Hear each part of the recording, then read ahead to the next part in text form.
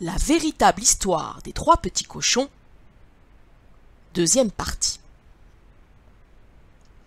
À la fin, le loup s'arrêta de souffler et de gronder et dit au cochonnet: « Petit cochon, je sais où il y a un joli champ de navets. »« Où ça ?»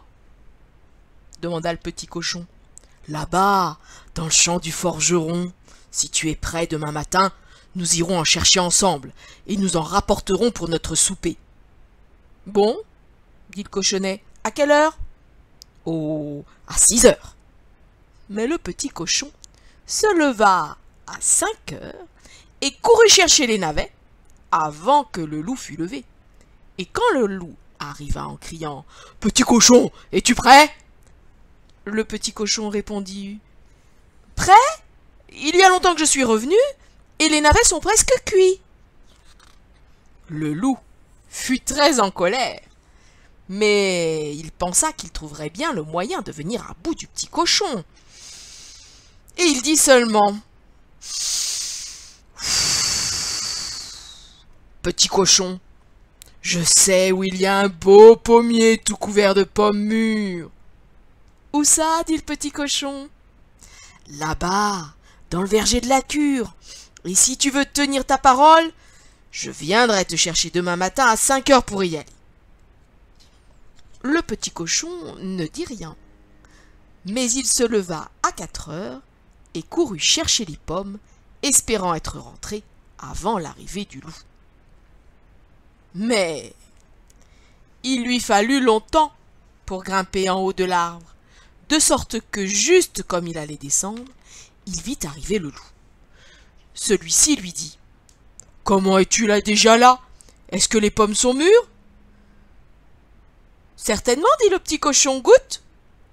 Et il jeta la pomme si loin que pendant que le loup allait la ramasser, le petit cochon sauta par terre et courut à sa maison.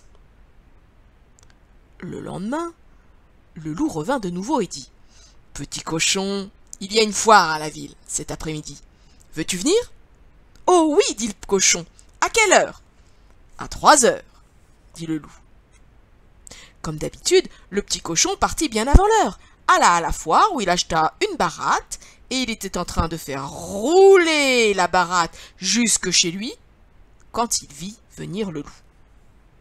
Alors, il se cacha dans la baratte et la fit rouler en bas de la colline, si vite que le loup prit peur et s'enfuit chez lui. Il alla vers la maison du cochon et lui raconta combien il avait eu peur d'une grosse chose ronde qui roulait toute seule sur la route. Alors le petit cochon se mit à rire en disant « C'était moi? Je t'ai fait peur alors ?» Sur quoi, le loup fut si en colère qu'il voulut descendre par la cheminée pour manger le petit cochon. Mais celui-ci se hâta de mettre une grande marmite d'eau sous le feu, et juste comme le loup descendait, il ôta le couvercle et le loup tomba dans l'eau bouillante. Le petit cochon remit bien vite le couvercle, et quand le loup fut cuit, il le mangea pour son souper.